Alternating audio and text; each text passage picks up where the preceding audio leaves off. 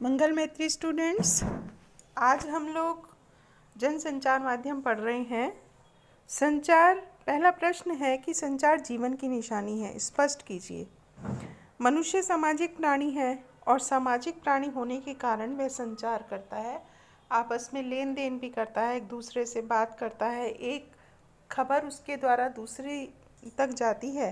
तो दैनिक जीवन में संचार के बिना हम जीवित नहीं रह सकते। मनुष्य जब तक जीवित है वह संचार करता रहता है। संचार खत्म होने का मतलब है मृत्यु। संचार ही मनुष्य को एक दूसरे से जोड़ता है, अतः कहा जा सकता है कि संचार जीवन की निशानी है। संचार के साधन कौन कौन से हैं? आजकल टेलीफोन, इंटरनेट, समाचार पत्र, फैक्स, रेडियो, टेलीविज़न, सिनेमा आदि ये सब संचार के साधन हैं। दुनिया एक गांव में बदल गई है, स्पष्ट कीजिए। पहले हम कहते थे कि वसुदेव कुटुंबकम।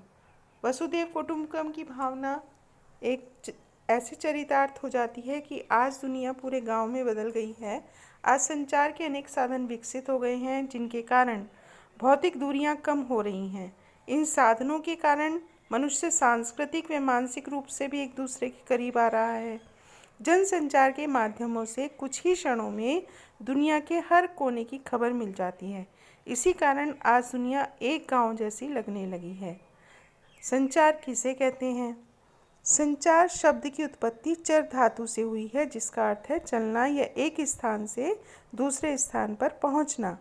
सूचनाओं, विचारों और भावनाओं को लिखित, मौखिक या पर दृश्य श्रव्य माध्यमों के जरिए सफलतापूर्वक एक जगह से दूसरी जगह पहुंचाना ही संचार है। संचार माध्यम किसे कहते हैं? संचार की प्रक्रिया को पूरा करने में सहायता करने वाले तरीकों को भी संचार माध्यम कहते हैं। संचार की प्रक्रिया के तत्व कौन कौन से हैं? इसके अनेक तत्व हैं। स्रोत, एन्कोडिंग, माध्यम, प्राप्तकर्ता। फिर सफल संचार के लिए क्या आवश्यक है? सफल संचार के लिए भाषा के कोड का ज्ञान होना जरूरी है, भाषा के बारे में जानना जरूरी है। अगर दूसरा व्यक्ति भी हिंदी भाषा को जानता है और हम भी उससे हिंदी भाषा में बात कर रहे हैं, तो सफल संचार बहुत ही आसान हो जाता है। फिर आता है प्रश्न कि डिकोडिंग का अर्थ बताइए। इसका अर्थ है प्राप्त संदेश में निहित अर्थ को समझने की कोशिश। यह एनकोडिंग से उल्टी प्रक्रिया होती है, एकदम उल्टी प्रक्रिया होती है, और इसमें संदेश प्राप्तकर्ता प्राप्त चिन्हों व संकेतों के अर्थ निकालता है। फीडबैक किसे कहते हैं? संचार प्रक्रिया में संदेश प्राप्तकर्ता द्वारा दर्शाई गई प्रतिक्रिया को फीडबैक कहते हैं।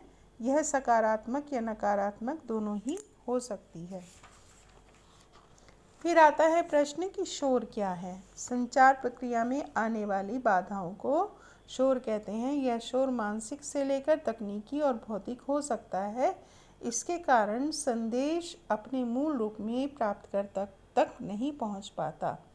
संचार के प्रकार बताइए। संचार के अनेक प्रकार हैं। सांकेतिक संचार, मौखिक संचार, अमौखिक संचार, अंतर्वैयक्तिक संचार, अंतर्वैयक्तिक संचार, समूह संचार व जनसंचार। अंतर्वैयक्तिक संचार किसे कहते हैं?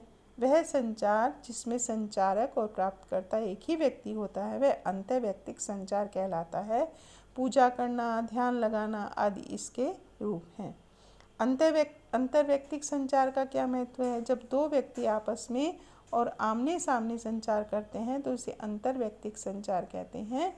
इसमें फीडबैक तत्काल मिलता है और इस तरीके से संबंध विकसित होते हैं। यह रूप पारिवारिक और सामाजिक रिश्तों की बुनियाद है।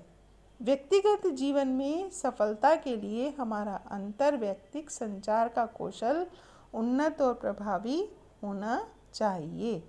तो आपको ये सारे प्रश्न याद करने हैं और इनको ध्यानपूर्वक पढ़ना भी है।